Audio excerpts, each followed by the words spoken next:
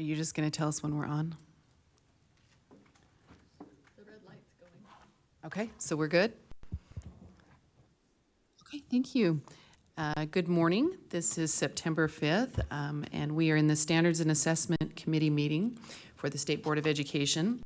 My name is Jenny Earl. I'm the chair of the committee, and I represent Northern Utah, Box Elder, Morgan, Rich, South and North Summit, and I will let Board Member Green introduce herself.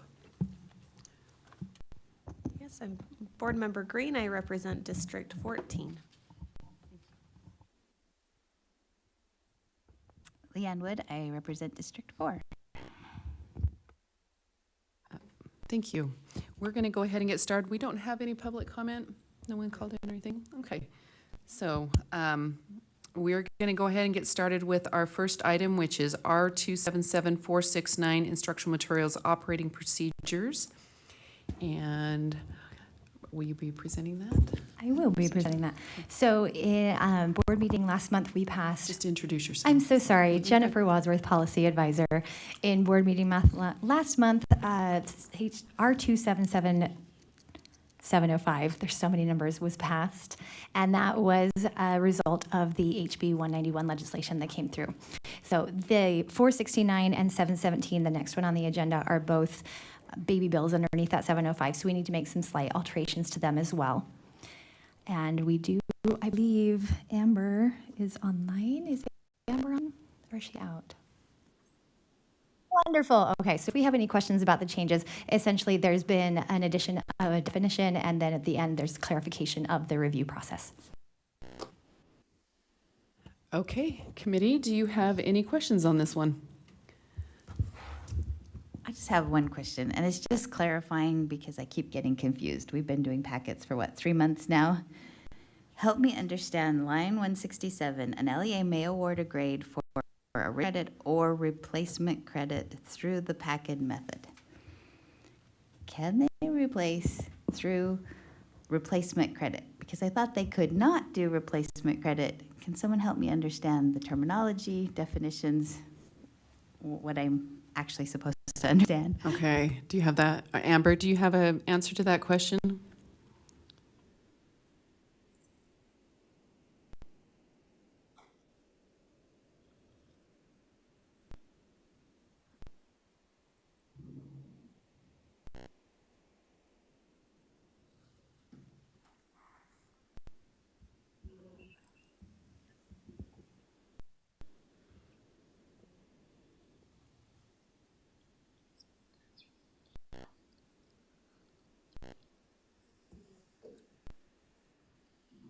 That's fine. I think Kathy Gray is here, right? And she can provide some in-depth discussion here. So Absolutely. Kathy Gray, Graduation and Concurrent Enrollment Specialist for the USBE.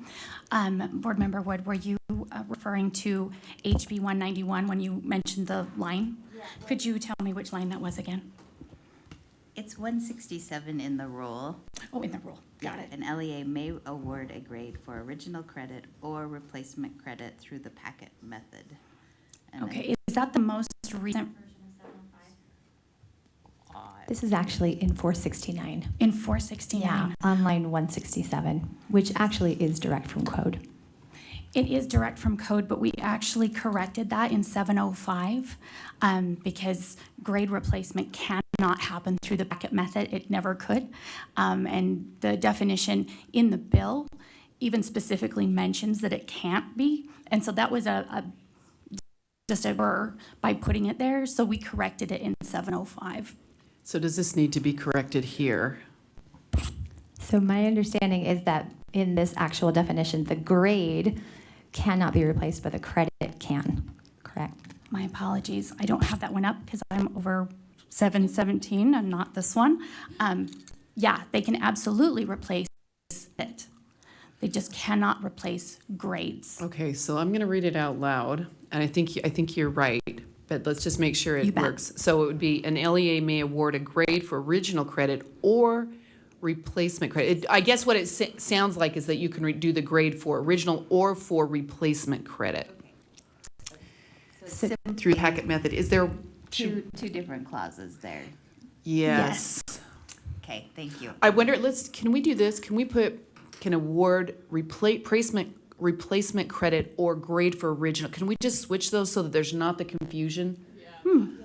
That seems Does very that? wise. And I'll make that as a motion, that we just put the one before the other, so there's no confusion that the grade is attached to both of those, but it's only attached to the one. So I think that's a valid question, so. Okay, so the recommendation is that, that line 167 read, an LEA may award replacement credit or a grade for original credit through the packet method. Okay, perfect. Oh, yes, please.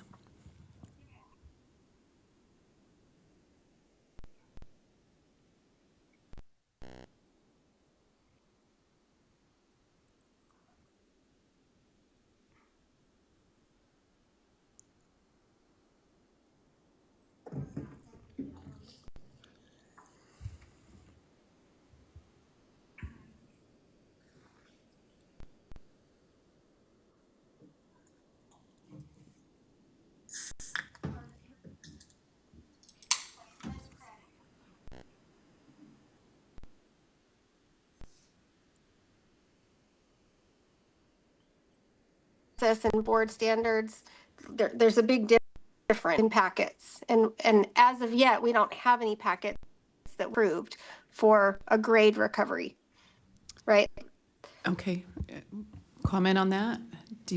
Yes, there isn't any way for a student to use a packet for grade replacement. It is not possible. It's not allowed. Yeah. Did that answer your So question, Joanne? You can get a grade for original credit. So if it's the first time a student has attempted the course, and that is through an original credit packet, LEAs may, they don't have to, but they may award a grade for that. But at no time can a packet, that even if it's a graded packet, it cannot replace a grade. It can be a grade the first time, but it cannot replace a grade for a course that has already been taken. And hopefully, Joanne, you heard that. We are switching Yes. the language around so that you can, so that it creates clarity Okay. there. Okay. And I can read it out again what the motion is.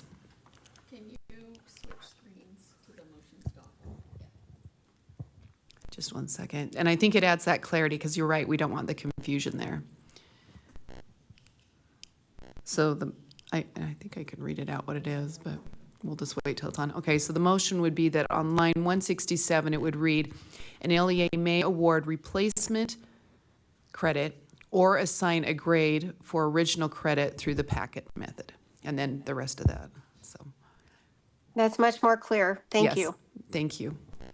Okay, and so we're going to go ahead and vote on that. All those in favor of this change? Aye. Aye, that passes unanimously. Are there any additional questions on this particular rule? Hello, Chair Earl. Happy Friday.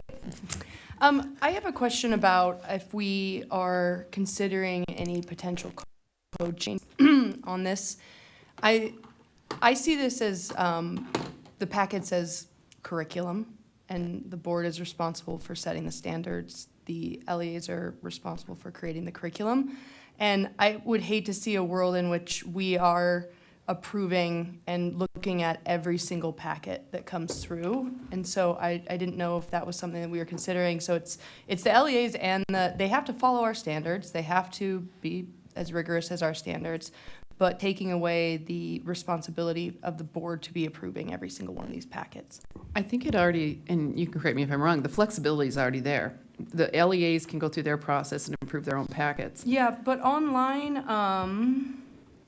Yeah, 168, that if, it also includes, and I think it's in, right? It says, where is it? 169, yeah, somewhere there, 168, is that, am I? looking Or there? board, or the board recommends a packet. Yeah, And I know that Yeah, there's that's flexibility. 173. Yeah, oh yeah, 173. and that's part of the code, and that's why I'm wondering if we're considering, because we don't have resources at the state office to be managing all of that, but also, I think that it can be just, I look at it just like any curriculum that a LEA is picking. Well, Within our standards that well, we I would approve. say this, that the lucky thing is this afternoon, if we get time, you could certainly make that recommendation, Okay. right, for I a didn't- code change. Yeah, I just didn't know if it was already on our list or. I don't think it's on there. All right. So, yeah. Okay, are there additional questions related to this? No, I appreciate Sarah's. I think it's good that we look at clarifying so that it is, that we're sticking with with the standards, but not taking over the role of LEAs. I think that's a good, if we could, because that is coming from code, isn't it? Yes. So is that something we want to talk to Representative Tischer about tweaking to remember that our role is above and deals with standards, not creating Except content? for, I would argue that this rule is actually instructional materials, and we do deal in instructional materials in a broad sense, but in a narrow sense. In other words, picking what an LEA uses, but in a broad sense, we actually do make recommendations or evaluate curriculum materials, and that's where that comes into play. Okay, thank you. Yeah. Board Member Wood. Just a question on when would a packet come to us? Why would a packet come to the board as opposed to going through an LEA for, because obviously they have a need for it over here. When would we have a need for it to go through our instructional materials process? Yes, thank you. So if it comes from an LEA that is accredited through the body of accreditation that the board chooses, right? Currently, that's Cognia. That can approve their own. If, let's say, a vendor wanted to be able to, like Edgenuity, let's throw that one out there, wanted to have their packets reviewed by us so that it would go in the RIMS receptacle there, the approval list or whatever, so that anyone in the state would go, oh, Edgenuity, these packets have already been reviewed, I can now use them. Currently, a lot of our LEAs use a third-party vendor for this type of materials, but they are going through their own LEA process right now because no vendor has submitted anything. And so, you know, if you think about it, the vendor doesn't really have to do anything because the LEAs are doing it for them. But if someone that isn't Cognia accredited wanted packets to be reviewed and then available for the entire state, they would need to come through us. And I would also think that, a vendor could say, I'm going to submit mine through the state, and then, and marketability, right, saying I'm approved by the state, right? But that would be their choice, if they wanted to do that, so. But we haven't had any submitted yet. Okay. And maybe in 6 months, we'll ask that same question, and maybe that it'll be irrelevant, but just an option still. Okay. All right, I'm looking for a motion on this particular item. I can do that. Okay. I move that the committee approve R277469 Instructional Materials Operating Procedures Draft 1 on first reading and forward to the board for approval on second and final reading. As amended. Okay, the motion before the committee is that the committee approve R277469 Instructional Materials Operating Procedures Draft 1 as amended on first reading and forward to the board for approval on second and final reading. Any other comments? Okay, all those in favor? Aye. Aye. That passes unanimously. Okay, and we will move to our next item, which is action item, it's R277717, high school course grading requirements. So And- this is another one with packets. And this one, we've just made a few changes. There's a reference to the definition of packet and packet method that are now in 705. And then at the bottom, there is clarity as to grade replacement, that you can use a grade. We did bring this to the in-house council. There were some suggestions for changes, so there are some suggested motions. If a member feels like they would like to make that, we would like to amend line 36 to strike the words course grade forgiveness. Code now says strictly grade replacement, so that would better align with code. Also, in line 14, the word teacher-led should be added to the definition of comparable course. That is also now in code. Okay, is there someone who wants to make those two motions?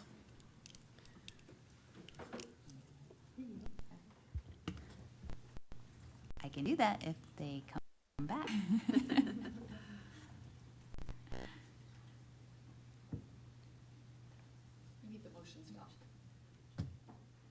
No, these are new ones. The motion doc. Perfect. All right. I move to amend line 36 by striking the words course grade forgiveness and replacing them with grade replacement to better align with code. Do you want to do them both at the same time? Sure. And to amend line 14 by adding the words teacher-led to the definition of comparable course. Okay, the motion before the committee is that we amend line 36 by striking the words course grade forgiveness and replacing them with grade replacement. And then on line 14, adding the words teacher-led to the definition of comparable course to better align with code.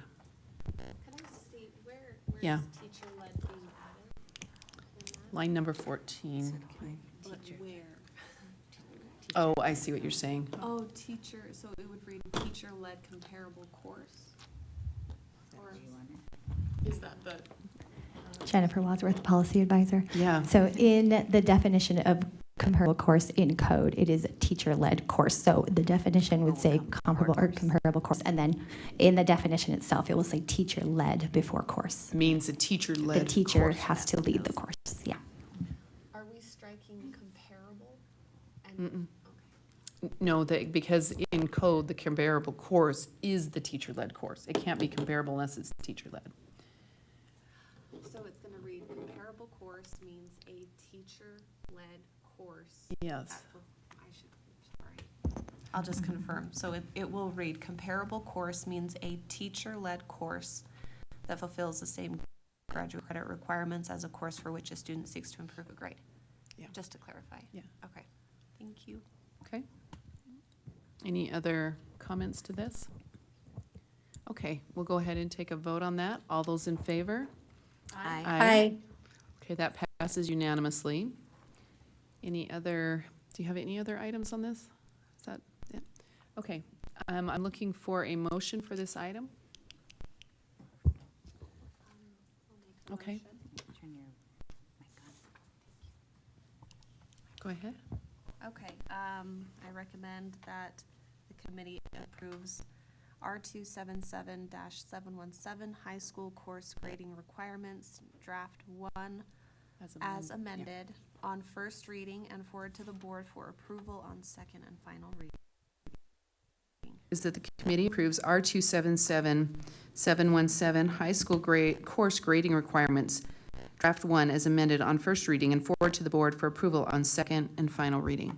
All those in favor? Aye. Aye. Aye. Okay, that passes unanimously.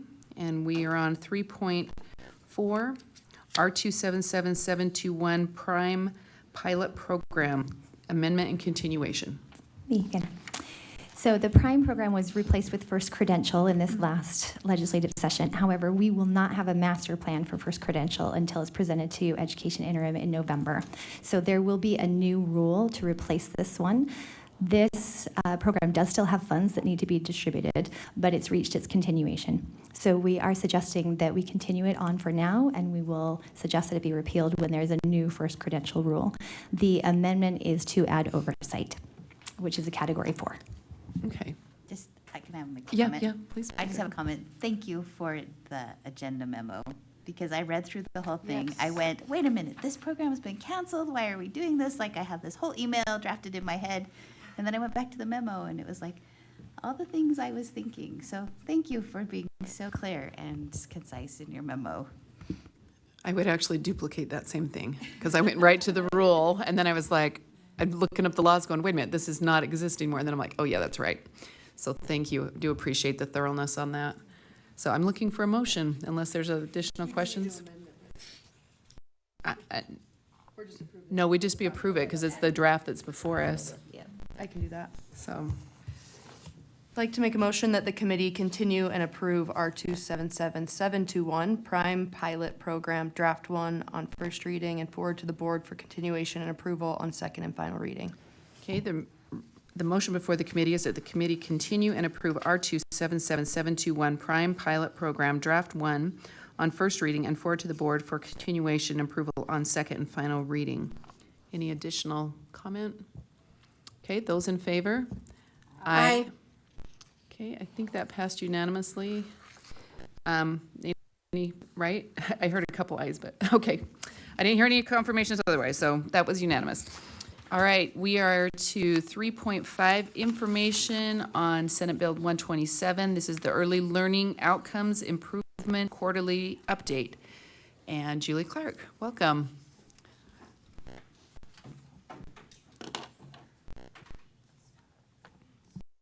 Good morning, Julie Clark, P through 12 English Language Arts Coordinator, here to give you our quarterly update for our SB 127 Early Literacy Outcomes Improvement. And some highlights that we have this time are, we have finished our letters completion. So all of our educators gone through, and that date that they had to complete it by was July 1st of 2025. So we are currently working with Lexia to produce a final report from them. So they sent us a draft, we provided feedback from them. But some of the highlights from their draft were that we had 9,316 educators who completed letters in both of we kind of had two separate cohorts that we ran. There was the beginning cohort that was funded through ESSER funds in 2021, and then in 2022, when the SB 127 passed, this picked up all the extra educators that were not included in those ESSER funds. And so a total of 1,361 have completed. Some other highlights were on the pre-test, the average score for educators was a 63%, based on their knowledge of science of reading, and on their post-test at the end of volume 2 was a 95%. So a great increase in that depth of knowledge for our educators in knowing the science of reading, and so excited to be able to wrap up that project, and we will be happy to share that report with you once we have that finalized and ready to share with you all.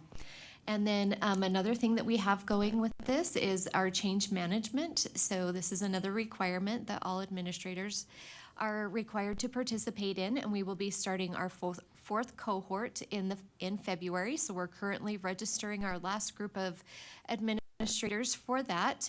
It is a 2-year program, and that they participate in, and they draft for implementing and changing instructional practices with that change management. So we're excited to get our last bit of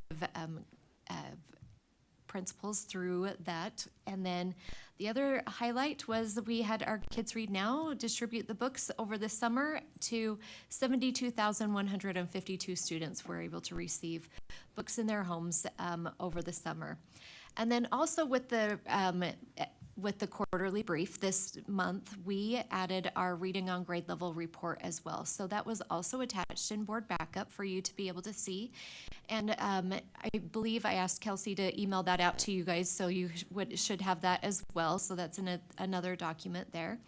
And some things that we wanted to highlight, we increased our third grade by 0.6% from 48.1 to 48.7.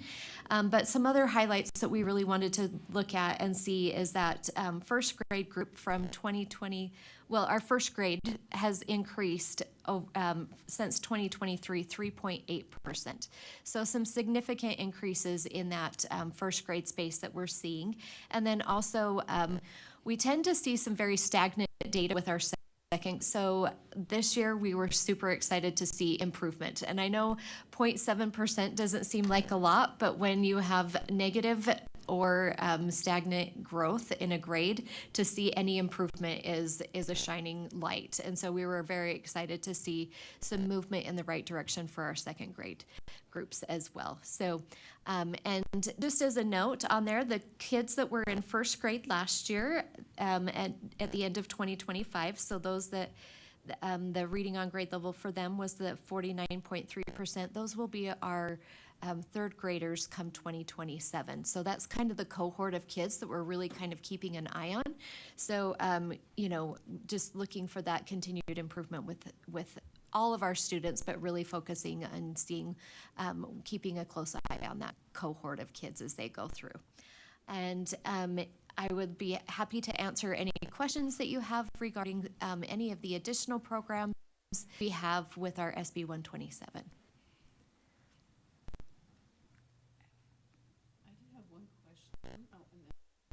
Are you sure? Okay, go ahead.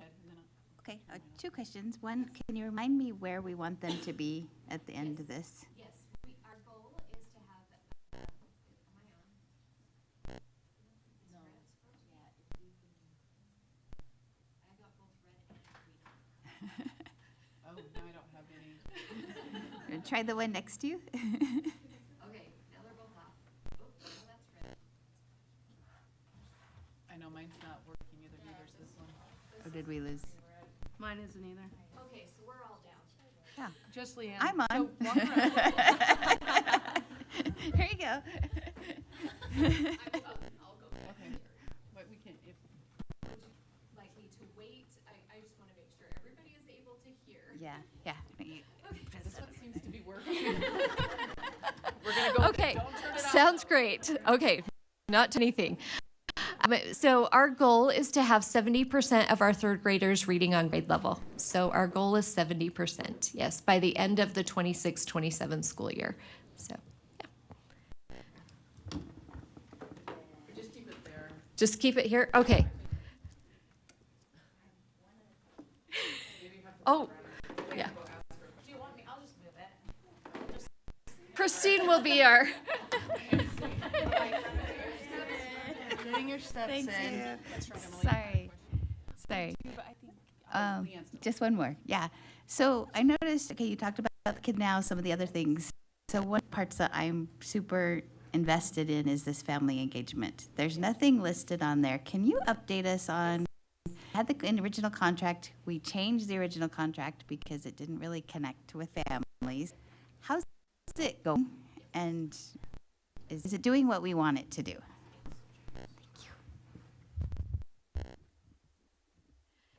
thank you.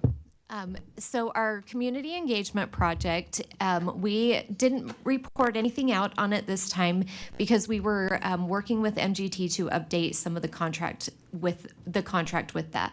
In our first 2 cohorts, we had there was a combined total of 15 schools that opted in, and when we looked at our cost to outcomes ratio and impact, we felt that we were putting a lot of money in and not seeing a lot of schools participate. So we worked with MGT to negotiate a different pay system. So we will be paying per school that joins the cohort to them. And so we had some contract amendments that we were working on them with throughout the summer.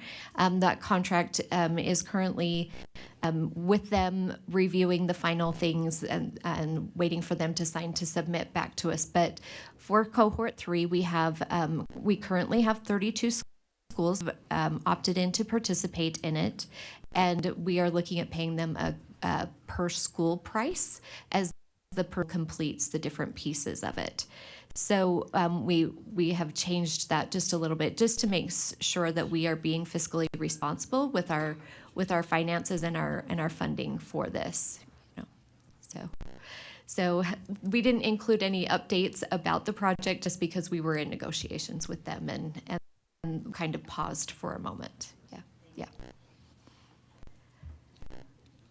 Why don't you say it out loud? Can you repeat the question? Okay, sounds good. My question is, I'm just looking at the, Yeah, we The for reading- sure won't be able to hear our She's sweet. gonna repeat the question. Oh, okay, Yeah. okay. okay, the reading on grade level, what is that, graph table? Yes. It seems not all across the board, but it seems the majority seem to dip in 2024. Yes. What is that? Okay. And so what are we seeing? Yes. So the question was, in the reading on grade level report, there was a little bit of a dip in 2024 and then kind of increasing. So at the end, in April of 2024, the board changed and approved the reading on grade level being that 405 composite score or higher.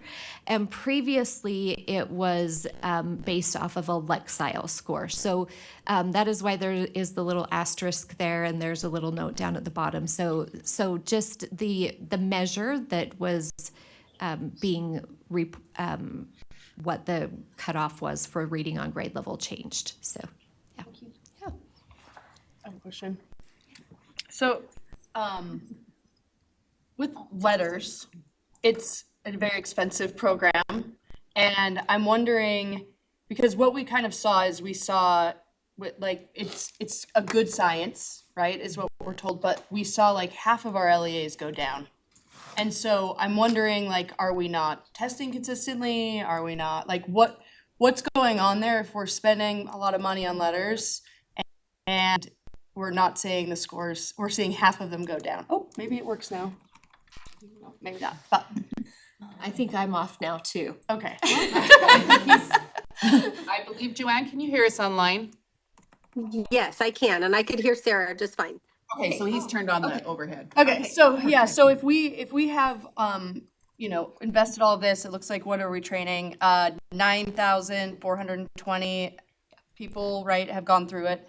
And if we're training and we're like, is it like testing? Is it like our curriculum isn't aligned? What's happening if we're putting a lot of money into letters, but we're seeing half our LEAs go down?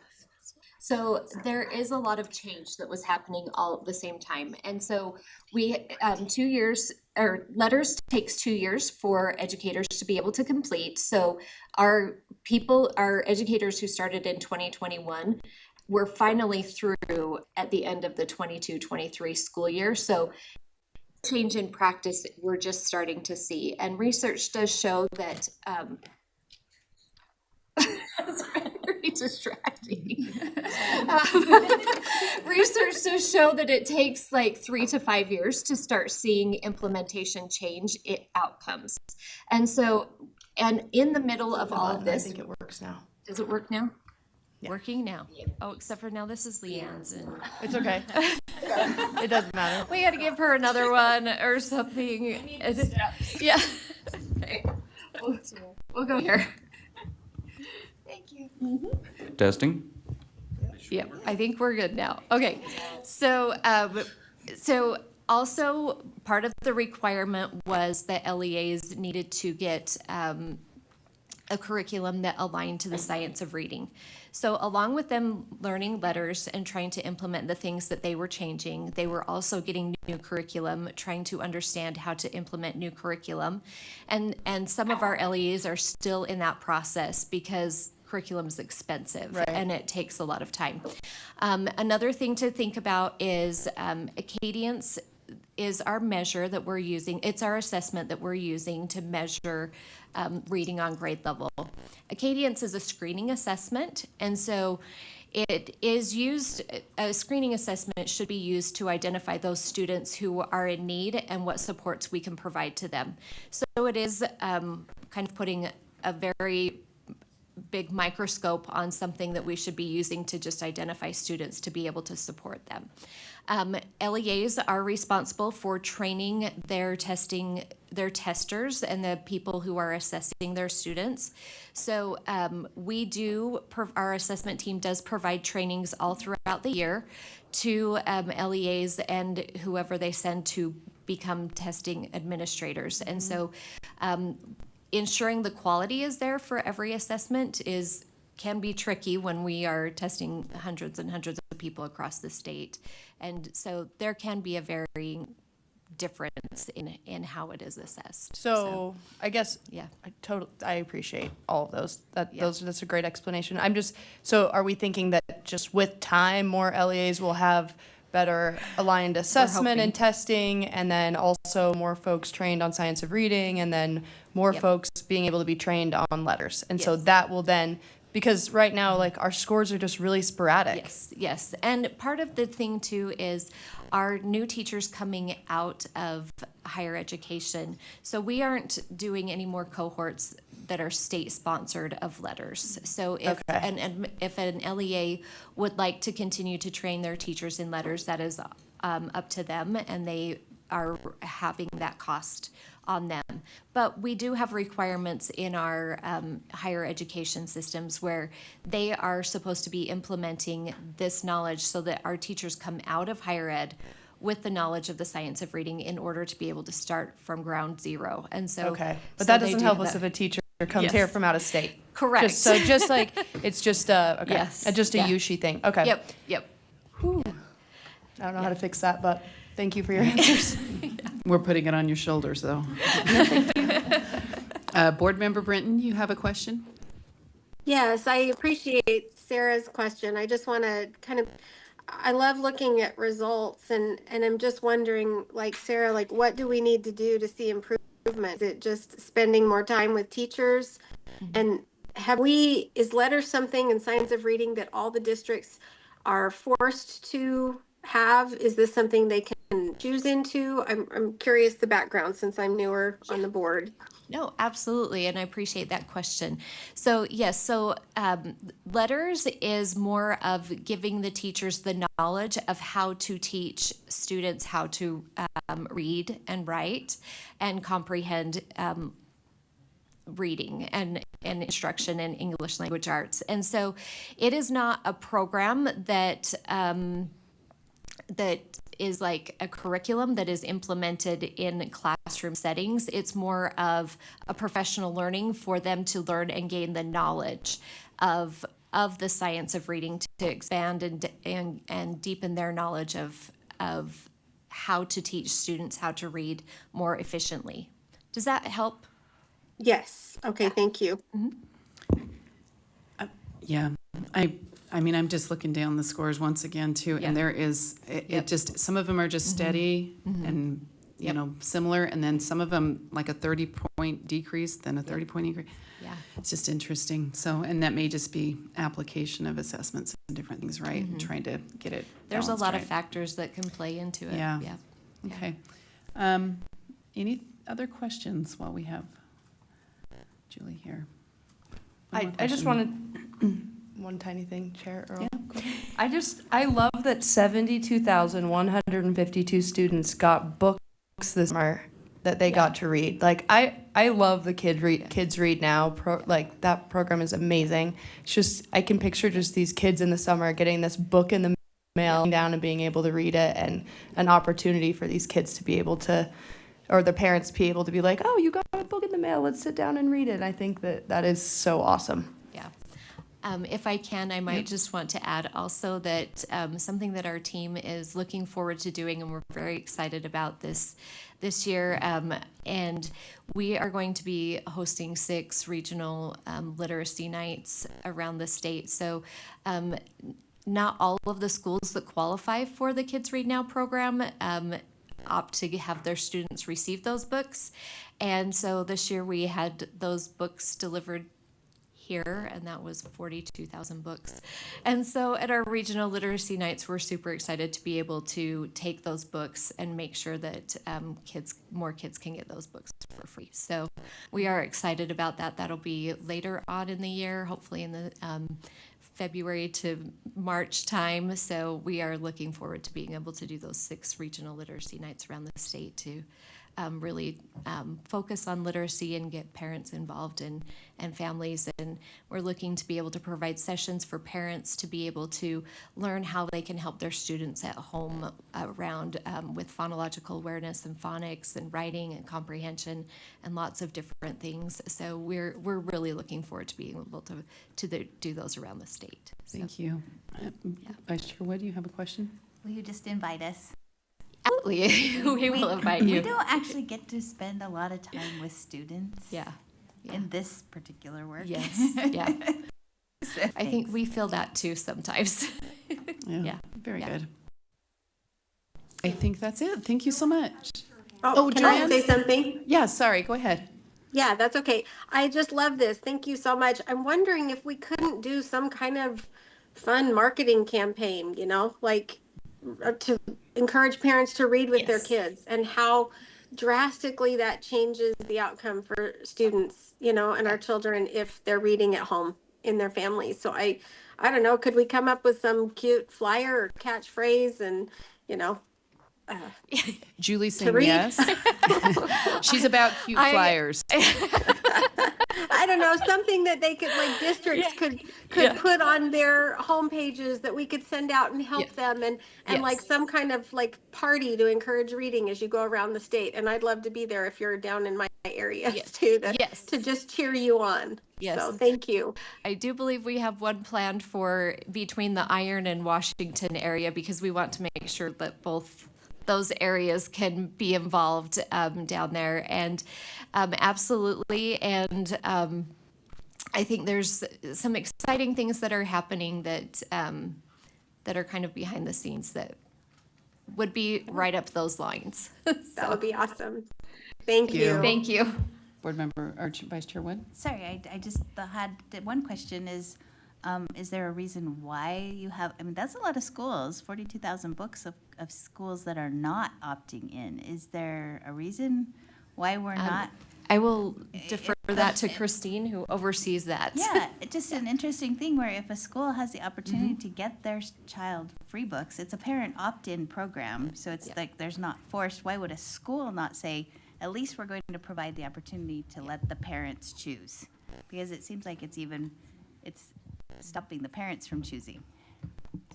Yeah, so Christina Legante, literacy specialist, that's a really good question. And we did a lot of reach out. It's the same cohort of schools that didn't participate, who haven't yet participated. And reaching out to them, big ones are Nebo School District. I don't want to name any names, but Nebo School District and Jordan School District. And they couldn't give me a real reason why they didn't want to participate. Some of the smaller rural, that is a really hard word for me to say, more rural areas.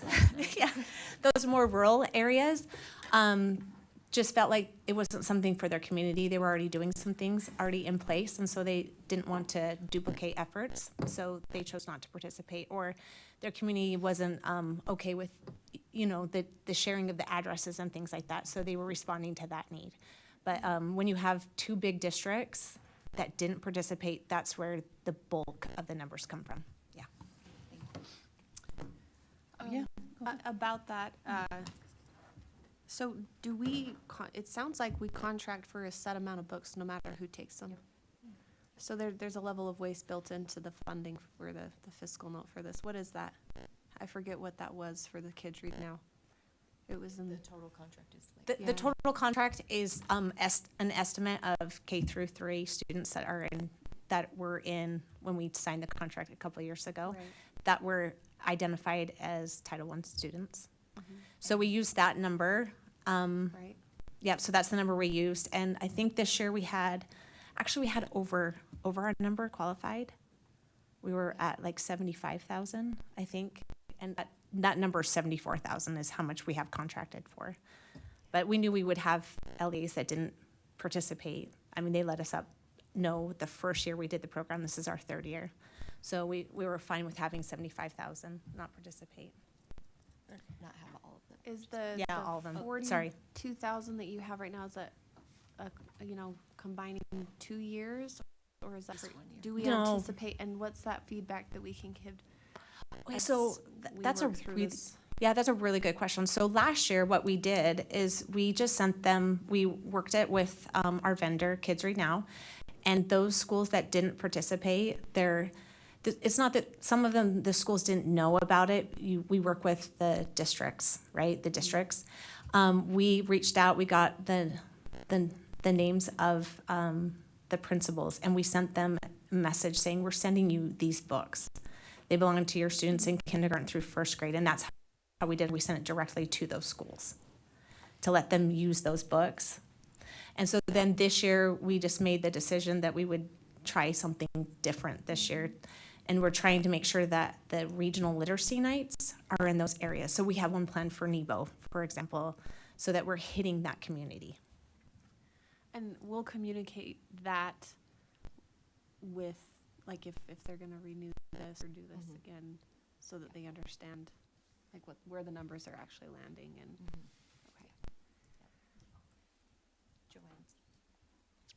okay. Okay. Are there any other, Joanne, you have another question?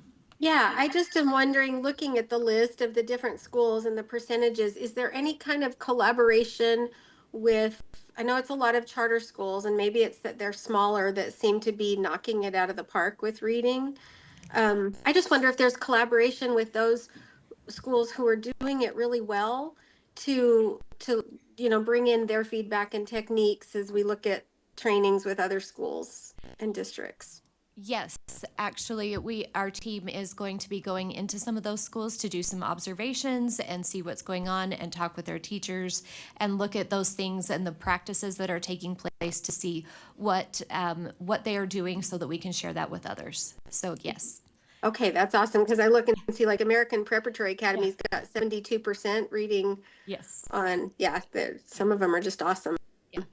I also want to say we are doing a Science of Reading award recognition night in October, and we are going to, so you will all receive an invite for that as well. We're going to honor our educators who have received this Science Award, and then also honor the schools that have hit that 70% reading on grade level for their third grade students as well that evening. So we're going to recognize them. So more information will be coming about that, and it will be in late October. So we are recognizing those that are hitting that, and we are also looking at schools that have made 10 to 15 to 20% increases, and they may not be at that 70%, but we're looking at sending them an award to their school for recognizing them for the improvement that they are seeing as well. So. Oh, wonderful. And then I had one more question just about the books. Do you all have any kind of say over what books they pick and are sent? I remember having one Title I parent reach out to me last year concerned with the books. She had a couple books that she just didn't think were of very much literary value at all that were sent to her child. And I wonder if there's some hesitancy, if you've heard any feedback that way on what books are coming. Yes, so the Kids Read Now program sends their list of books to us, and Davina, who is our library media specialist, she goes through the list of books to make sure that they align with our codes and rules for our sensitive materials, and then those books are made available for the parents to select, to help their child select those books. They have various ones that they can select from, and so they do get to choose 4. And then if a parent is not happy with a book that they received, or they don't agree with something that is in the book, then they can reach out, and I believe Christine works with Kids Read Now to get them a replacement book. So. Okay, thank you so much. Okay, I think we're good. I think we're done. You've done great. We appreciate it, and I'm excited. I noticed and this is just the math scores when I was last fall, that even though a school may have not reached maybe a 60%, 70% or whatever, but you have educators within those schools. Are we doing something for those? You had some educators that were at 80, right? Even though the school itself may have been at 45 or something, but you have these educators that are really, really highly effective in their teaching. Yeah, so we have a hard time looking at data that gets down to the teacher level that's given to us. We get mostly LEA and school level, and so I guess it's grade level that I was looking at now that I'm thinking about it. Yeah, so sometimes it is hard for us to get down to that very finite level, but we do look at each of the grade levels separately and recognize growth in each grade level as well. And we do have our Science of Reading Awards that we encourage our LEA leaders and principals and other teachers to nominate their coworkers and their fellow educators that are just knocking it out of the park. And their scores might not be reflecting it, but the instructional practices that they are doing to support their students may be exceptional as well. And so we do rely on word of mouth to get us those people that are just doing amazing, so that we can come in and see what they're doing and award them that award. Okay, I think that's fair enough. Thank you. All right, thank you. Okay, thank you. And Sorry, I have one more thought. We're done Sorry. now. We're done. You I'm came not done. late. Listen, So we got time. Okay, so I'm just like thinking about this. So the 2024 reading scores, a lot of them dropped, and then they kind of bounced back up. Yes. And I'm like, okay, so you are how old when you're in third grade? You are 8 turning 9. Okay, so that means that if you're 9, let's say, you were 5 during COVID, basically. Correct. And so that is like prime reading fundamentals, like that's where they get started. So I don't know, I just am going to put a little bit of grace on that because I feel like that cohort, that 2024 cohort, they, unfortunately probably didn't get all of the things that they needed in that year. So I don't know, I just wanted to point that out. When I brought that up, I was gonna say, well, it's not like a pandemic during 2024. But they were the years old, Yes. and Yes. that's a prime time. Yes. Yeah. It is a thing, I mean, even our students that were in second and third grade during that COVID year that are hitting our middle school age, those students are still struggling with reading and acquiring those literacy skills, and those teachers didn't get letters. They didn't get the knowledge of the science of reading and what to do, and they're in a space where how do I help and support these students that are struggling with early literacy skills that I haven't been trained in supporting. So there are a lot of those middle school grades, and we're going to see that go up into our high school here shortly. So, yeah. okay, thank you. Thank you. I think we're done now. Run yeah. now? Yeah, run. All right, our next item is 3.6. It's information on the public feedback report on draft P12 mathematics standards.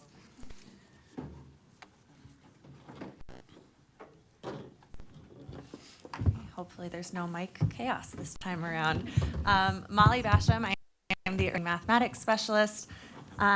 We are excited to provide another update. It will be our last monthly update during the standards feedback process, since that closes on September 17th. But since this process started back in June, some of these dates we've already talked about. Back on June 19th was when the press release went out requesting public feedback with our Qualtrics survey. We held public meetings. On July 21st, we had a meeting in Canyon School District. On July 23rd, we held a meeting virtually on Zoom. On August 1st, we held a meeting in Washington School District, and it looks like it is on there. On August 13th, we had a meeting up in Ogden School District, which was our last face-to-face meeting.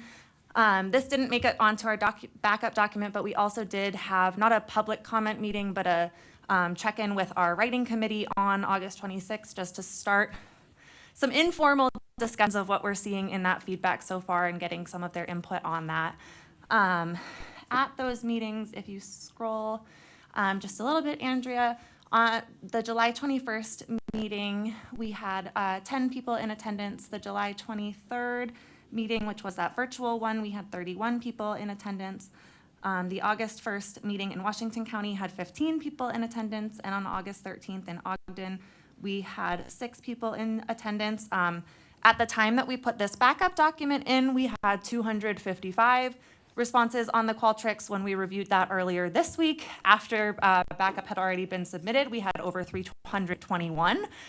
So we are still receiving feedback at a fairly rapid rate. The public, I think, back to school encouraged a lot of teachers to go in there because we did get a lot of really great standards-specific feedback from folks who are identifying themselves as educators. So I think with back to school, we have some of those administrators and educators who are filing through their inbox of what came through over the summer months, which has been great. We've received feedback from folks who have chosen to identify where they lived for 20 different counties around the state. And then as far as identifying their stakeholder groups, these are optional questions on the survey. So we do have some folks who chose not to identify themselves, but we have received, at the time we put in backup, 87 folks who identified themselves as parents or guardians, 150 who identified themselves as teachers, and they did have the option to select more than one category. So if they were a teacher and a parent, they could select both. 6 individuals identified themselves as administrators, 8 as other school staff, 9 as members of higher ed. and 14 folks who chose the other category and listed special education aide, retired university professor, local board member, policymaker, math department chair, math technologist, and several who identified themselves as teacher specialists in some capacity at a district level. So if you could scroll down, please. A number of themes have really surfaced as we've gone through the data from the Qualtrics form and consolidated the notes that were taken at those public meetings. There has been an outpouring of support for the work of the writing committee. There is just a lot of really positive comments, which are great to see. A lot of support for the inclusion of the mathematical skills within the standards, support for the increased emphasis on data science, support for the elementary standards and the focus and clarity around fluency and automaticity.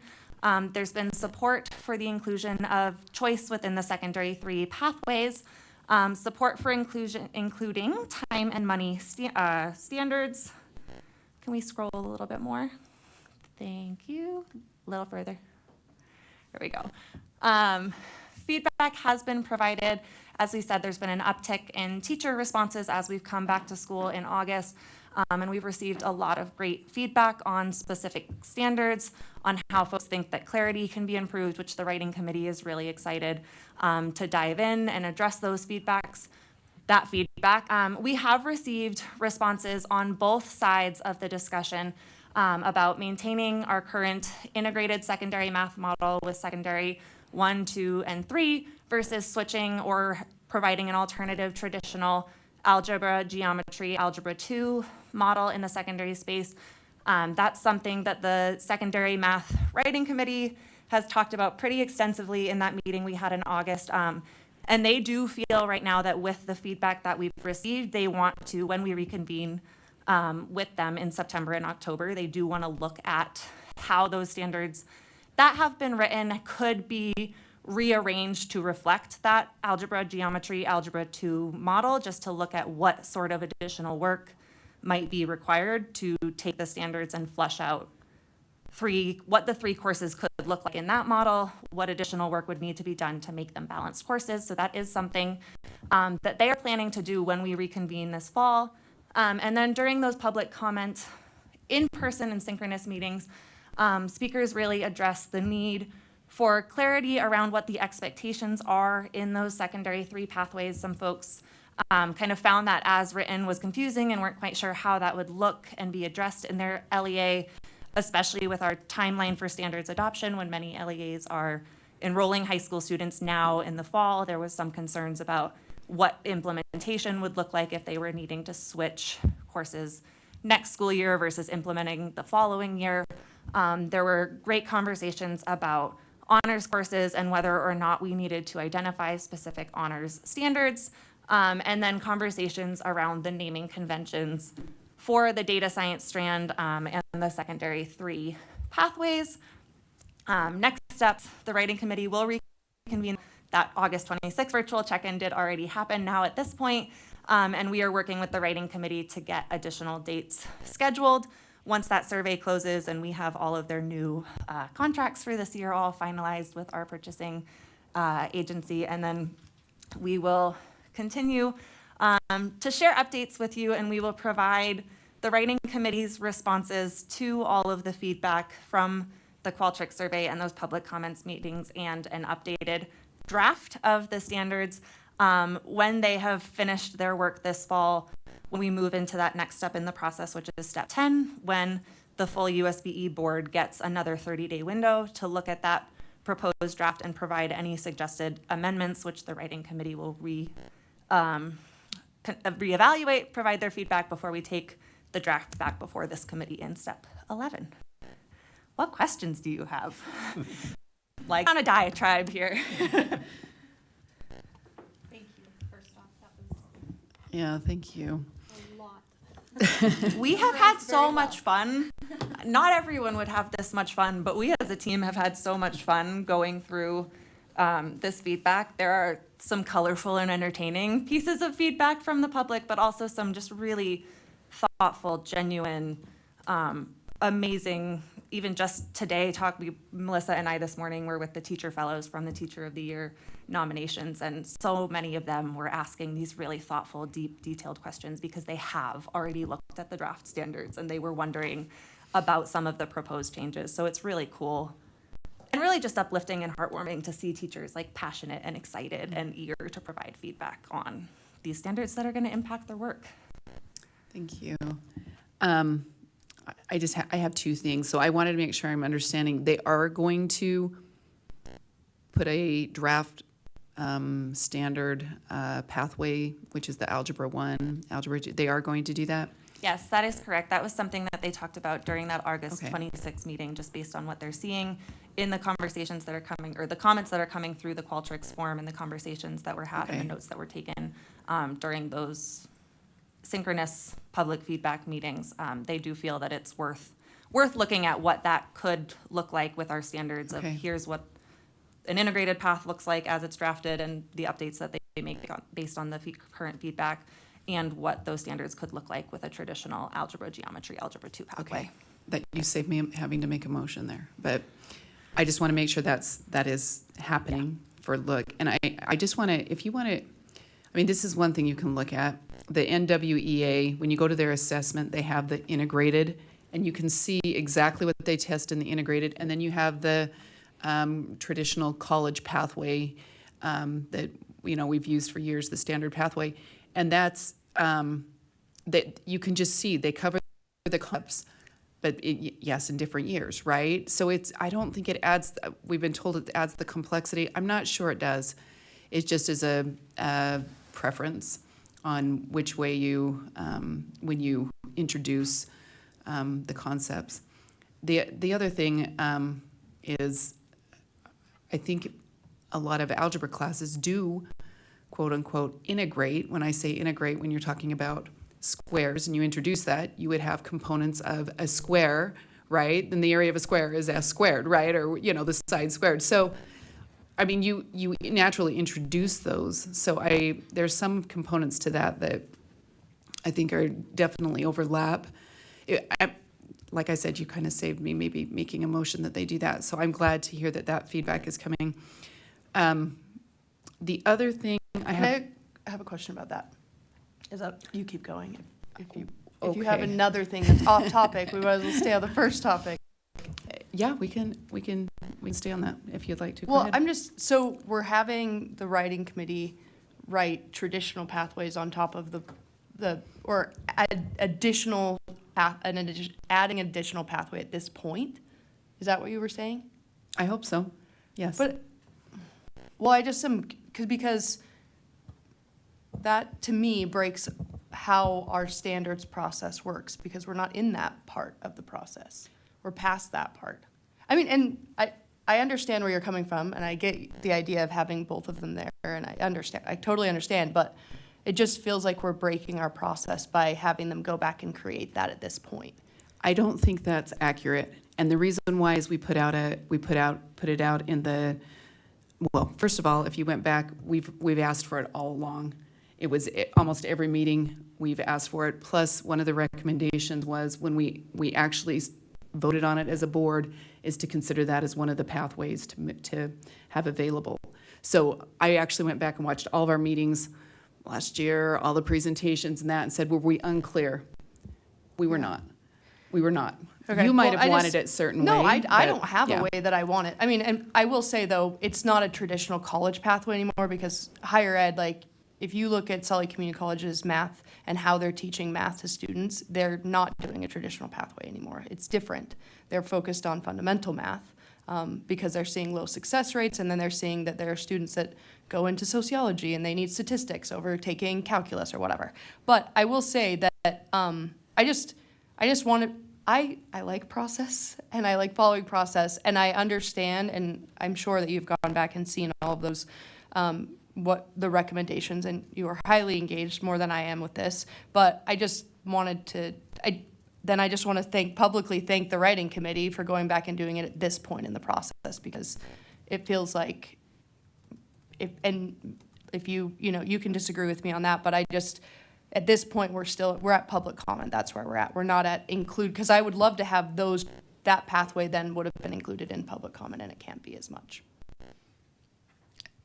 And that's too bad it wasn't included. I know. That's all I'm saying. Yes. So, okay, we won't have to debate that out, but, what was I gonna say? Okay, next thing, and I think it was addressed too in some of the comments, had to do with the clarity, that some of the standards, just for me, that clarity needs to be there. Does still seem to be standards that, and while the skills are there, right? We're putting the skills in, but then it's unclear. Are we measuring questions? Or are we measuring the ability to do the math concept? I just don't want for educators when we get to the end where it's ambiguous, they're not sure what they're supposed to be doing, if that makes sense.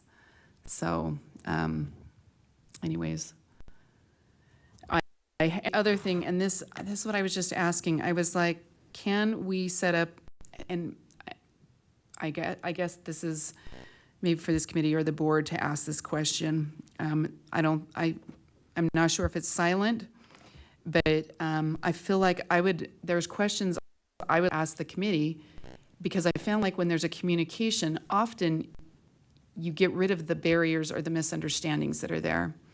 So my question is, and I'm just wondering if there's anything that prohibits us from asking if there can be a meeting where up to 7 board members can come and just at least ask questions of the writing committee to kind of understand maybe some of the questions around some of that, or if that maybe the better time for that is after the public comment period's finished and there's feedback, so that there's some specific questions to answer there.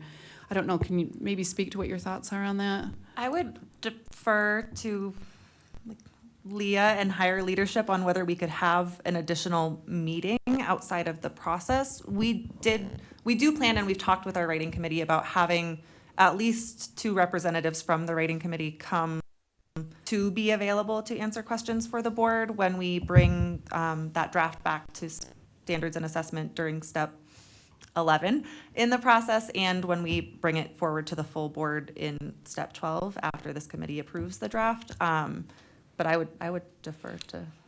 Can I just add something? Folks with more authority than me. Jenny and Emily, we have been through a lot of standards together. And I have found in all of those extra meetings, I think one month we had like 4 extra meetings when we were doing some of our standards, that when we would get the writing committee to talk about why something was written a certain way, it was so helpful. So I would be supportive, at least from my perspective, if that is an opportunity, if we have to pay the writing committee to come to this meeting or whatever, trying to find funding for that, because I think that is like incredible insight that will make our work, once we're going through the standards, a lot better. And that's my thoughts. I think sometimes when you have a conversation with someone, it's much easier to understand where they're coming from and to have that dialogue versus here's the amendments, right? Kind of, this is, you know what I mean? And then having to, I don't know. I'm trying to create a cohesive piece, but I also don't want to overstep something that would be. Yeah, funding would be one concern. Our budget is tight to wrap up this process. Yeah. And also just time away from classrooms. We are already asking the writing committee to meet with us for several days during September and October. A number of our writing committee members are classroom teachers. We also do have higher ed. We have math specialists from districts and coaches in other roles who have a little bit more flexibility for stepping away, but getting subs and spending time away from a classroom is just a challenge for some of our classroom teachers who have devoted a lot of time to this process because they believe in it, but it is also difficult for them to, they have to go through all those steps of sub-plans and all I'm of just that. trying to be preventative, right? And to think ahead a little bit and to try to create that communication piece. So I don't know, any thoughts from policy people? But Leah, go ahead. Thank you, Chair. Leah Voorhees, Deputy Superintendent. So the 2 big issues that I think Molly identified, but we can figure out the funding issue. I can certainly work on that with you. And then we can invite writing committee members to participate, and if they need to be in classrooms. We have had superintendents specifically ask us to limit the amount of time that teachers are out of classrooms, because getting subs is difficult. But we could invite them, and if their classroom teachers and their LEAs want to support that, we pay for the subs. That's not the issue. It's away from instruction and finding a sub, so we can work through those particular issues. Are we prohibited in doing it like a 3 to 5? Is that prohibited in, do you know what I'm saying? I wouldn't say that's prohibitive. Several of our writing committee members they don't necessarily live along the Wasatch Front, so even a 3 to 5 meeting for some of them would require leaving their classroom at least for half the day to get here. But we could absolutely hold an afternoon meeting. It just is then, it's asking them to step away from their free time and their family rather than stepping away from their classrooms. So committee, I'm just wondering if this is something we want to, maybe, I guess we'll have it close September, and I don't know, I'm just looking for feedback if there's, you know what I mean, going into September. I guess we still got our October's meeting if we wanted to. Something that may also, my brain is spinning as you're talking, but just something to think about also is the time that the writing committee is planning to spend in October reviewing the feedback, where you would want this meeting to happen, if it would be that you wanted to talk with them before they've really gone in depth with the public feedback and reviewing what is collectively thousands of pieces of feedback over the 300 plus responses that we've received, or if you'd rather meet with them after they have made revisions based on that feedback and looking at an updated version of the draft. I mean, that's a fair argument. Do you have a, okay. Board Member Brinton, go ahead. Yeah, I guess I'm just wondering if there could be meetings where writing committee members could come in on Zoom so that it doesn't require them to travel and leave their families in their classrooms for as much time and be more efficient. And I do wonder with Leah, is there a way to streamline and look at the process so that we are able to make changes at the front end more than at the back end? But I have heard over and over, and I know for my several, 7-8 months on the board, I have requested changes and streamlining and really felt like I was not listened to. And feedback that I'm getting from teachers who are maybe afraid to rock the boat in other places, and even parents are just so frustrated with the way things are and want to see the option of a traditional math. I just would say even my 15-year-old now doing his sophomore Math 1, coming home expressing frustrations on how much it doesn't go together. Like he gets so much in one class period, doesn't seem to coincide with what's in the next class period. And it's frustrating to feel like we haven't been listened to.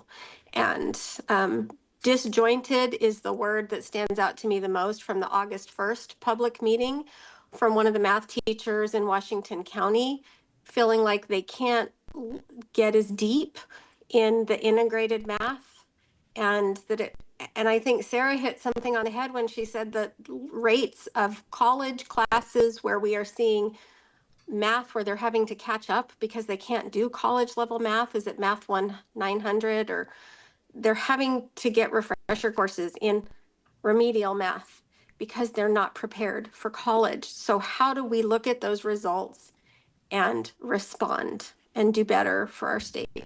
So that would be.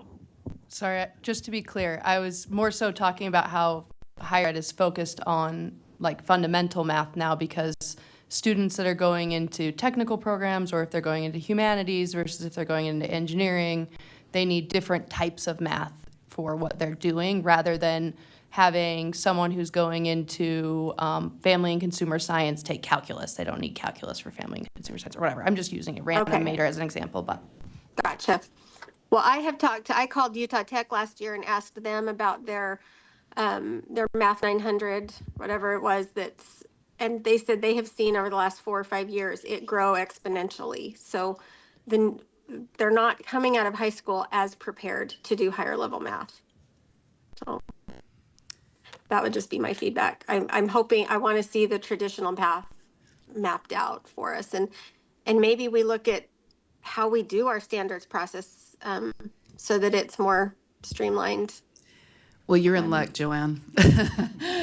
Because I think that is a question we've been asking, and I've actually turned in a request to kind of look at that process. So on the standards process. So yeah. And can I just say, I don't mean any offense to the writing cannot. It's such a hard space. I know they're elected. We are elected by parents and constituents and people that we feel accountable to. And so I take that so seriously. And then I know they are hired and have expertise and degrees and jobs. And so I'm not meaning offense. Like, I want to be able to work together. But just understand that I think as elected officials, we each feel this weight to represent the people and do the job we've been elected to do. So And Member Brenton, I would say the writing committee fully appreciates that. They know that you all are doing your job as elected officials, and they also feel very beholden to what the public is sharing, what people are saying. That's why they felt that they needed to go back at this point in the process and look at what a traditional algebra, geometry, algebra 2 pathway could look like with our standards, and not just the integrated pathway that they currently have. One big concern, though, that the writing committee has voiced and that stakeholders across the mathematics space in the field have voiced is just that the board, when you receive those two different conventions for secondary math in the draft that moves forward, that the board, the writing committee and broadly the mathematics community would prefer that the board chooses one option rather than moving forward with two different ones. There is concern about the fiscal impact of changing from an integrated pathway to a traditional pathway, because LEAs would have to provide training for teachers, they would have to buy new curriculum, they would have to buy new resources because the resources that they currently have are aligned to integrated standards, so they don't necessarily have textbook curriculum that aligns to an algebra course, a geometry course, an algebra 2 course. But just resoundingly, the feedback that we have received is if we're going to make a change, we need to make a change across the board, and not necessarily open things up where there could be a difference from LEA to LEA, because that could just have a really big impact on families, on teachers, if they're moving from one community to another. Where we already see sometimes in the state, if a child moves from out of state where they were doing a traditional pathway and they come into our integrated pathway, it can be challenging to figure out what the right course to place them in. And our stakeholders around the field don't want to see that if someone is moving from Davis to Salt Lake or Ogden to Weber. I'm just going to push back just a little bit on this, and here's the reason why. I've spent quite a bit of time in my schools over the last 5 years. Everybody teaches their integrated pathway in a different order. So you may move from one school to the next, and you still may miss a whole section, because depending on the curriculum they buy and depending on the way they've structured their classroom, some teachers may teach what other schools are teaching at the end. They may teach it at the beginning. So I understand what you're saying. Yeah. Because that could create some confusion. But I think curriculums themselves, as well as, math, it's been my experience that a math department, whoever's heading the math department has their own passions, right? And they may be like, no, I want to start with exponent, or you know what I mean, or whatever, linear equations, and they don't even, where another district may do those at the end of the year. So there's just a little bit of, I'm trying to figure out the balance in that. Yeah, and I think that is a challenge that is presented no matter what standard pathway we have in the secondary space, because our standards are not, it is not the intent of our standards to dictate an order in which things are taught. Right. In every space across the board, kindergarten all the way secondary, different LEAs have the option, we're a local control state, to choose different curriculum, lay out the standards in different order. They have the opportunity to choose their priority standards, and they might spend more time on those priority standards. That's something I know our team in the writing committee is excited about, the competencies being laid out in the standards to really help identify that these are the priority standards, these are the major works of the grade. But I think no matter what model the board chooses, whether that is traditional or integrated or both, that I think that will exist Okay, to some degree, okay. just because there's always Yeah. going to be that level And I of do choice. think, maybe I'll reach out to a couple of states that do allow for the flexibility, even though they aren't necessarily one or the other, they allow for the flexibility and kind of see what they're doing. Yes, go ahead. Well, I think it's not a secret that we've tried to be very clear of where we were looking for it to go. So the deeper we get into every step, the more it looks like it's the board members that are being really difficult. We're not. Like, I'm gonna push back against that too, like respectfully. See, now we have to try and get all work that's been laid out of what it takes to get these standards created and rewind when it was very clear from the beginning what we were looking for. So now what I'm hearing is we will looking at is different than creating. So can I clarify? Are we going to look at, or are we going to do 18 months into the process of what we were asking for 18 months ago, or however many months ago? Let's start with that, because I have a couple. Absolutely, using the phrase "look at," I apologize for using unclear language. They do plan it's okay. Like, we're good. They do plan to write to rearrange the standards, essentially to take what we have, because a integrated pathway versus a traditional pathway in theory shouldn't necessarily have different standards. It should be the order of the standards. So they plan to do that reorganization. And why I chose the word "look at" is we haven't done that deep dive yet. Why? Partly because Just so I the know. recommendations that were approved in February of 2024 from the review committee and included additional board feedback, was not in every instance, and this is one of them, not necessarily one set of recommendations.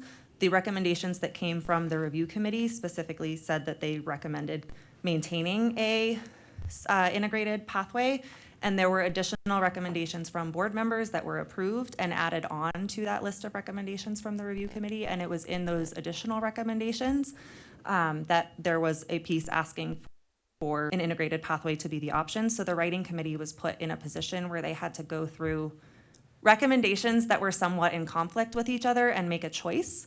And that was the choice of the writing committee at the time, was to continue down the integrated pathway because they felt with their knowledge and expertise and connections to the field that was going to be best. And can I just stop there? Yeah, Just go because for it. it's another area that I had wanted to touch on, is that when we say that, all of the curriculum and all of the, the expense associated with maybe changing course obviously is real, and it's there. However, if we are seeing a downward trend or whatever, and we can argue, oh, we're at the top of that. We've talked about statistics and news articles and whatnot. But if we are seeing an increase in remedial math at the college level, if we are starting and having that conversation where it's like, maybe it's the time to change. It doesn't matter. In the end of the day, like, if the change corrects like the issues, I think we're willing to do whatever it takes, and we should be, because in 10 years, that's what's going to matter. What we're doing affects 10 years from now. And so we're now in this place. I call it a nightmare because we're amiable, we are compromising, and then we get to a place where it's like, oh, well, we're so deep in the process, we can't possibly do it, because now we're just be accused of being rude and insensitive. And if we're saying, hey, it's not quite there, but we're there, like, we're in this nightmare place, what I would call, because it's not where we've tried to communicate it. And I don't know what else to do other than if I were to make a motion, I would like to make a motion that we meet with the writing committee. We can invite board, the certain amount of board members allowed. We organize a meeting for that for Zoom. So we do it after the school hours, so after 4 o'clock. We recognize that this is hard. We also recognize that if they're serving, they understand this is a big deal that affects, 10 years from now. So I'm sure that we're willing to do what we need to do. I understand that there's also the core guides that have to be brought in. I would assume that the core guides are going to be affected. So it's not only integrated or traditional. And I don't even know if those two, how much of that is the same. But that would require, I believe, the creation of two different types of core guides, would it? Or could we present it in a way that... It wouldn't require two different sets of core guides because the core guides are written per standard. So I think like I said, the writing committee is going to write both models, a traditional and an integrated model, and they really want to leave it up to the board to decide what to do at this point of if it is adopt one, adopt the other, adopt both. But to answer your question, the core guides, because the core guides are written standard by standard, there wouldn't necessarily need to be two separate sets of core guides written because the standards would still be the theory, same, the just same reorganized. content, just organized different. As it is right now, like different content areas organize their standards slightly differently, like our math standards as they're currently organized, just in how they're like posted on our website, are organized by standard strand. So in elementary, all the standards around currently measurement and data, that's one set of core guides for each grade level. It's a PDF document with about one standard per page with all of the details that a core guide entails, and a teacher could stroll through that whole strand of standards.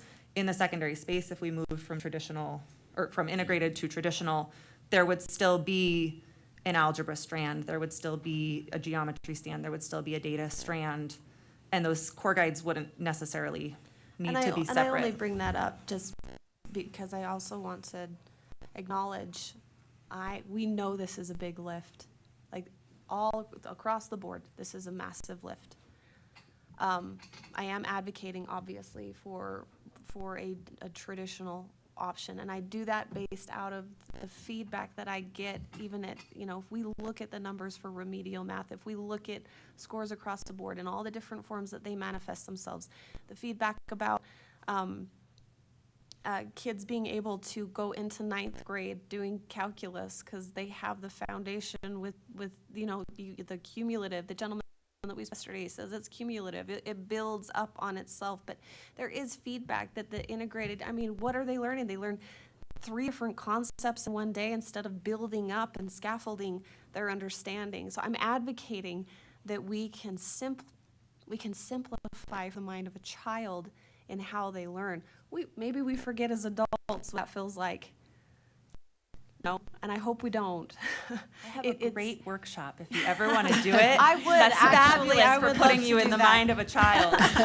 So, okay, I have a quick question also. Okay, if I were to go back, and I don't know if I need to make this as a motion, because I do have some specific things that I would just ask, just to help clarify in a more formal way, because I've communicated, but it's pew.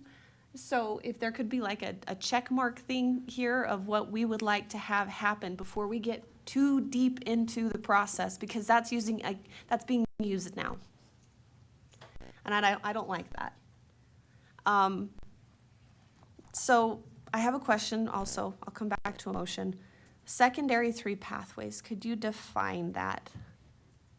I will let Mike, secondary math specialist, define that.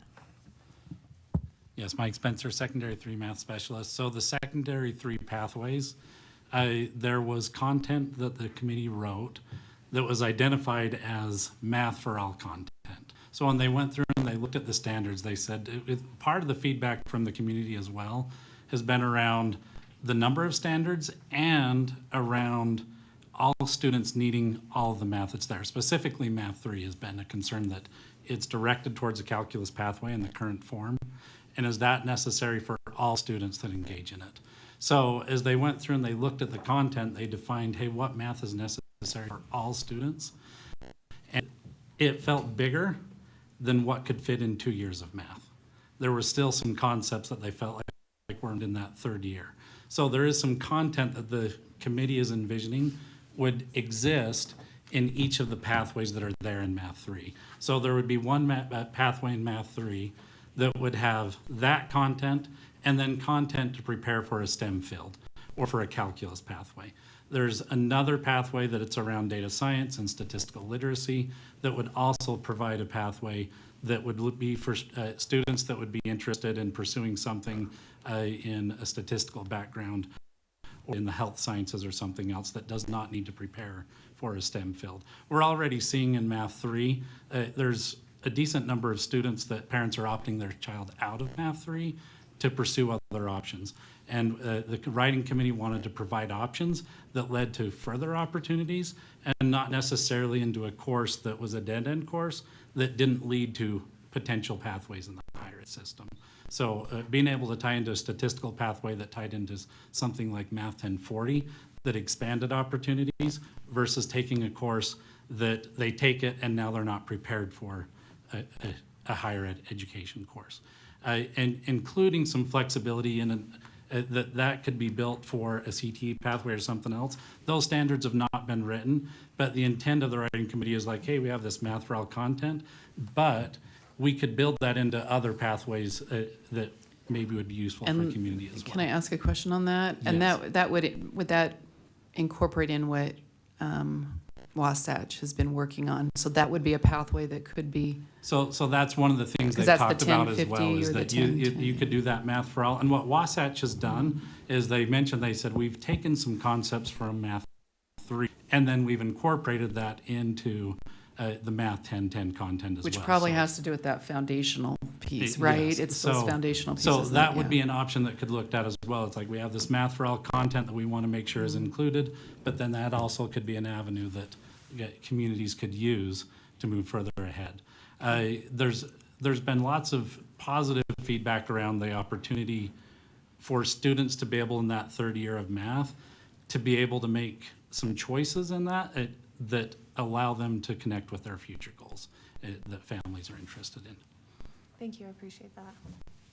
And could I clarify? I guess one thing that I wanted to bring to the table, because I don't know that I've had a conversation yet where this comment wasn't said, and it's from teachers and parents, both, is that they want to make sure that the foundational math that they are getting K through, let's say, 8th grade specifically, allows them to take these higher level classes in 8th, 9th, 10th, 11th, 12th, and onward. So I hope that we recognize what that takes, and I think you do. I am the carrier of the message today. that is something that we see. I see a lot of the dumbing down of, right? Where we're like, well, everybody has to succeed. Well, everybody's not going to succeed in math, but we do need to make sure that they have a good foundation. And then if we're going to raise them up, then the ceiling has to raise too. We have to make sure it is so rigorous and scaffolded so well that we have kids that are ready to take calculus or ready to do, that they can start in 9th grade, 10th grade, 11th grade. I heard from 3 years ago, he was a retired chemistry teacher. He was volunteering at his local school to help with chemistry, but when he was the actual teacher, the principal came to him and said, could you please make chemistry easier so we get more kids enrolled in this class? That's not how that works. You can't simplify chemistry. Chemistry is what chemistry is. It requires the foundational building blocks, right? A lot of that is math as well. So anyway, off my soapbox, can we find out a budget to, okay, and can we look for communication on what that looks like? So do we need to know that if we have the committee come back? Okay, first of all, can we meet with the writing committee? I don't think. And the question was, I guess And that, I think, putting out just a I little just wanna bit, make at a what plan. point is that the most effective use? Is Yeah. that kind of what you were also saying? Yeah, that would be my question, and I would open that question to you, at what point you think that would be most effective. We are already, we have tentative dates on the calendar to meet with the writing committee at the very end of September, beginning of October, and then a little bit later in the month of October to try to start working through this feedback and make some of those changes. So I would leave it, calendaring is always hard. Our Yeah. writing committee has busy schedules. We all have busy schedules. So it would just be when you think that would be most effective, and then we can work with opening the invitation to our writing committee for those who are available to attend something like that. The only disadvantage that has been created, though, is that the feedback is not about the product that we were looking for. So it's, I don't know if it matters at that point, because the feedback is specific to integrated, not traditional. So, and the further along we go, the harder it is to have this conversation, and the harder it is to produce what we're looking for and that we were hoping to have public feedback on. So when we say interrupt the process, then if it's that much of an issue, then I would make a motion that we start the process over. Oh, I know, I said it out loud. But if that's what it takes to have the right conversations and get the right feedback through a process we were looking for from the beginning, then that's what would, respectfully, we would need to do. I am the villain in the room, recognize that. I'm just talking it out loud, though, because I want people to understand, like, what this conversation actually looks like. The process is used against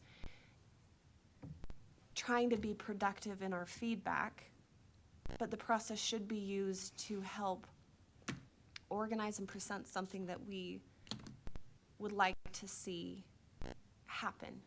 So I'm just in between a rock and a hard place right now, and I am trying to be productive.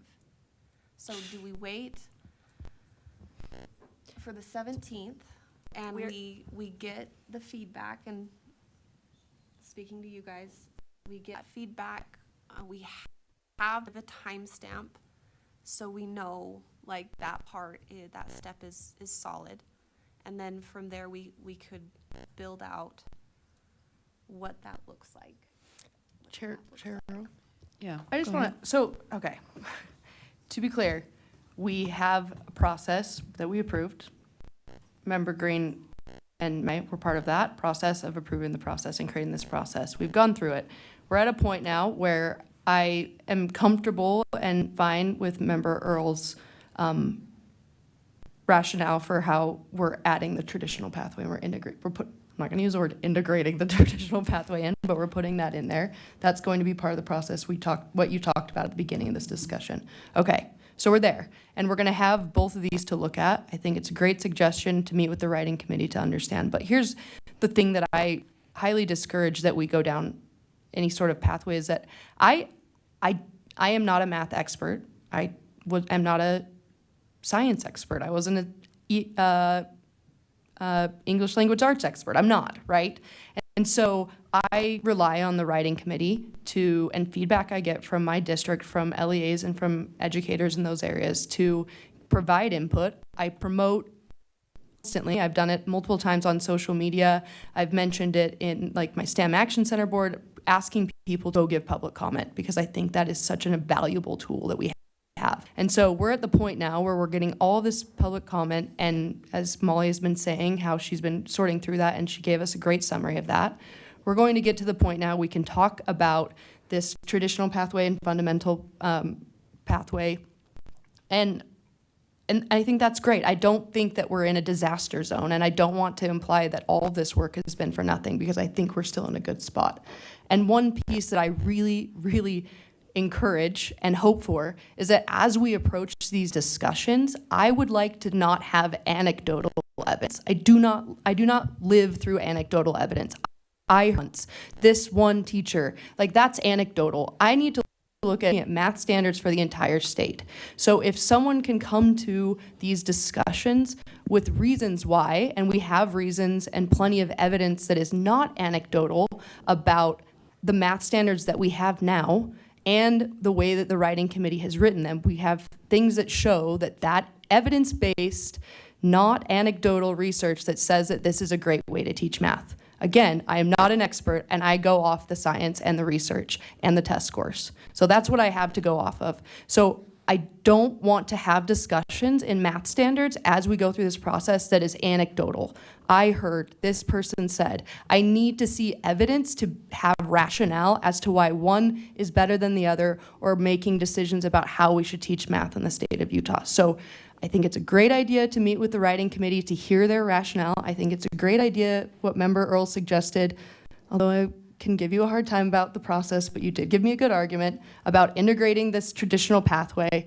I think that we take those two pieces, we have all of this piles of public comment to work through, and we create the best math standards for the state of Utah based on evidence, based on feedback, based on public comment, and not anecdotal research, anecdotal notes that do not add up for me in a way that provide a good way to create these standards. And I say all of that knowing very well that I am an elected official on the state school board who had to take math twice in college. So like, I am not a math expert. I am a humanities person, and I know that I'm not the expert, so I have to rely on those sort of evidence and feedback from the public to make these decisions. So I think that we're going down the right pathway. I think that the integration that Member Earl has talked about is great, and I suggest that we meet with the writing committee to get their feedback exactly why they made the standards the way they did, because that will save us lots of time in our committee. Okay, Board Member Brinton, do you have a comment? We've lost Sorry, her. yes. She went for lunch. No, sorry, Well, I'm here. I just couldn't, I was, sorry. You're good. I just wanted to mention that Matt Winters, who heads our AI department, said that, like, I'm wondering about being innovative and bringing them into the conversation as we're looking at possibly how we do our standards process to innovate and be more effective and streamline things. That as an AI expert, he could help guide us and maybe be added to the committees. Could we make a motion for that? Is that called for? You're saying that he could give a rough draft of what? I'm I'm trying to understand. To bring him in as an advisor on the committee to maybe try looking at streamlining with the process. How can we innovate and utilize AI with our own expert at USBE as part of this process? Could we look at how we do things with him? Sure. All right, and that's, sorry. that would, and I think that would go to our process discussion, maybe a little bit, Joanne? Would Okay. is that what I'm hearing from you? Yes. Okay. Take note of that. So, I think it's a fair argument. We don't have to recreate everything, right? So, Right. Okay, go ahead. Just to speak to that, we have worked with Matt Winters at several steps of this process to look at ways that AI can help support analysis, that AI can help us support organizing feedback, whether it was the board member feedback back in step 7 or with the public feedback. So we have worked with Matt Winters throughout this process. He has been involved. We have worked with lots of different folks in lots of different departments in this agency to try to make sure that this whole process has been touched on the assessment lens, touched on the special education lens, and Matt has also helped us with some AI pro tips and tools that we didn't know existed that have been really helpful throughout this process. Thank you. Joanne, do you have additional comments, or is that it? No, that's it. Thank you. Okay, so I guess the question I'm hearing is just that when would be the most appropriate time to have some additional discussion with the writing committee? Is it after they've been able to look at public comment and get feedback, or is it during that process? I don't know that I know. So I don't know if anyone else has any thoughts on that. I just wanted to also add that incentives are great. So if we can incentivize these folks by paying them to come to this, Well, I think it'd be that's great. what we're looking at, because to ask them would need to create that professionalism, right? That you have, when you have a professional come to something, you acknowledge their value, their worth. So. To advocate one way or the other, just thinking about the work that the writing does have ahead of them and wanting to ensure that they do have time to process the public feedback and to have these discussions and to do the work of writing a traditional reorganizing those standards and writing a traditional pathway. I think I would advocate for after they have met in So they could have September, their October, thoughts kind of so that start they to. can have their thoughts in order. Okay. There's nothing at this step in the process that would preclude, shy of money, nothing shy of budget that would preclude them from coming back together after that discussion. This would just enable them, if they are able to meet during the month of October, to do some of that So initial you're work. thinking middle November would be Probably early, middle November would be a good time for, or even late October right after. okay. I would say early November. The writing committee also expressed when we met this last time, when we talked about being late in the process, feedback and Yeah. directions soon enough to be able to address it. So yes, time to organize their thoughts around things, but also time enough that they have time built in.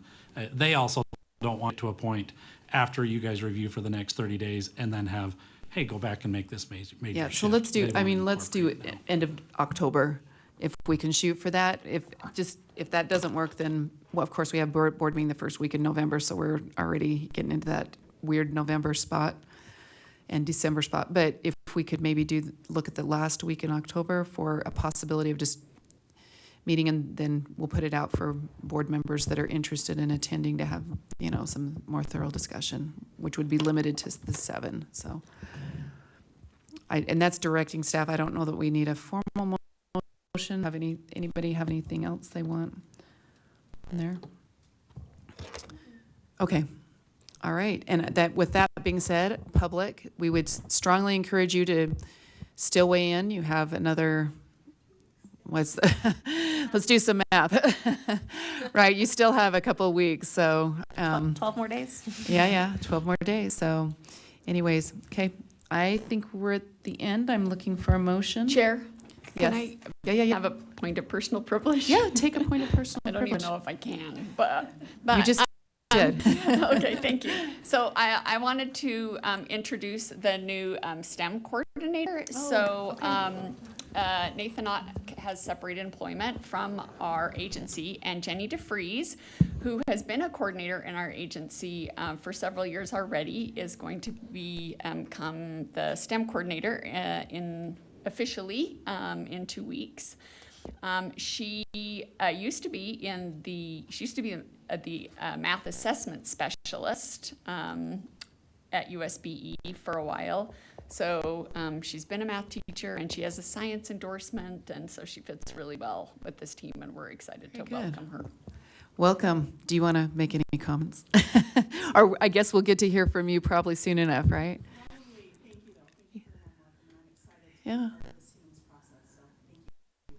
Thank you for coming in and being part of this. This is great. And I do want to thank our math specialists. You guys, we expect a lot from you, and I know math is a tender subject for many people. So thank you for your thoughtfulness and engaging with our writing committee and communities. So I appreciate that. All right, I'm looking for a motion. Motion to adjourn has been made. All those in favor? Aye. Aye. Thank you. That's the end of our standards and assessment meeting.